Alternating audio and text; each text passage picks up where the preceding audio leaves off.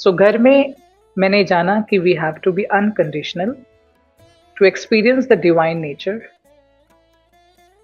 To experience the divine love. And घर के बाहर we have to be conditional so that we can make money for the family. पर अपने जीवन काल में मैंने जो देखा, घर के बाहर हम रिश्ते बनाते हैं, पर्सनल हो जाते हैं, और घर में हम कंडीशनल हो जाते हैं। तो कलयुग में उल्टी गंगा का प्रभाव कारण है। घर में ब्रोकन फैमिलीज, 5 लोग हैं, लोग पांचों की अलग अलग विचारधारा है, जिसके कारण पितृदोष घर घर कॉमन है।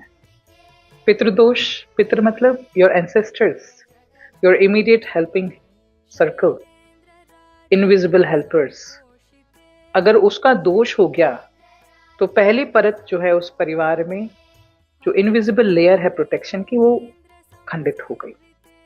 आपके पितरों से आपका कनेक्शन ही टूट गया। वो कैसे पता चले किसी के घर पितृदोष है? अगर 5 भाई हैं, एक माता पिता के, पांचों अलग हो गए, सबके घर में अपना ज्ञान चल रहा है।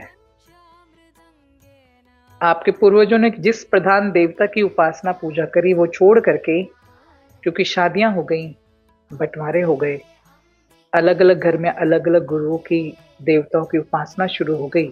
दैट मीन्स जो शक्ति पूर्वजों से चली आ रही थी वो टेम्पर्ड हो गई, उस शक्ति का फ्लो टूट गया। लेट्स से किसी के पूर्वज ने दुर्गा की उपासना करी, सरकारी पद पे थे, अब उनके बच्चों ने नारायण की शुरू कर दी, फिर उनके बच्चों ने गणपति की शुरू कर दी।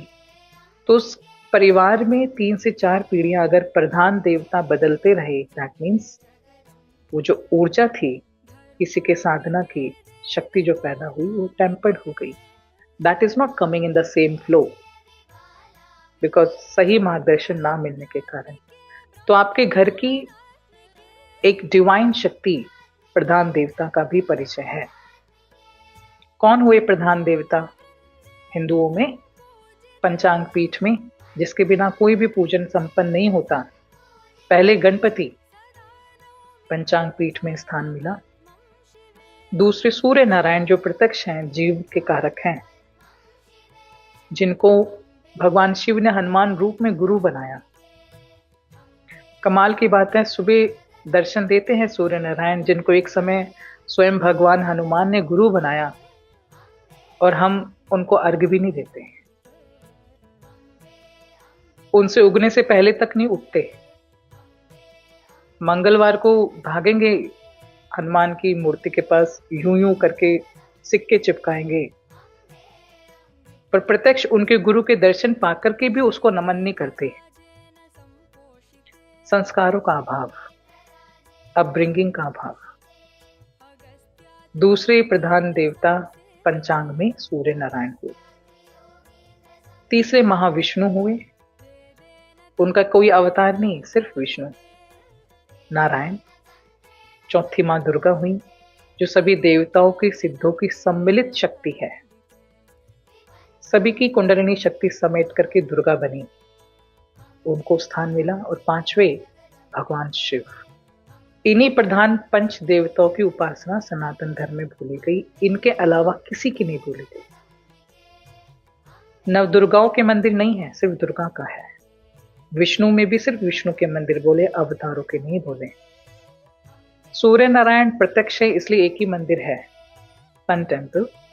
गणपति प्रधान है, उनके मंदिर बोले, और शिवालय बोले।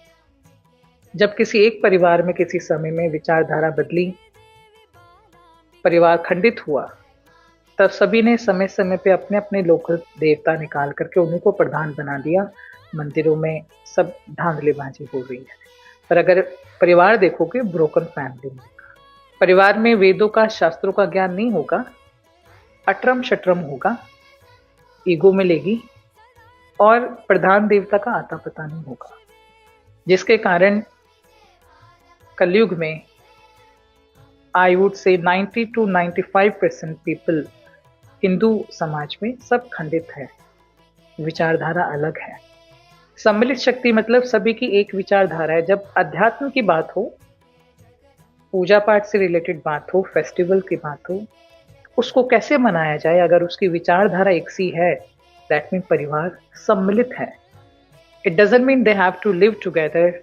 अलग अलग काम हो, देश दुनिया में जाकर अच्छे अच्छे भवन बनाओ, फलो फूलो, बट विचारधारा एक हो।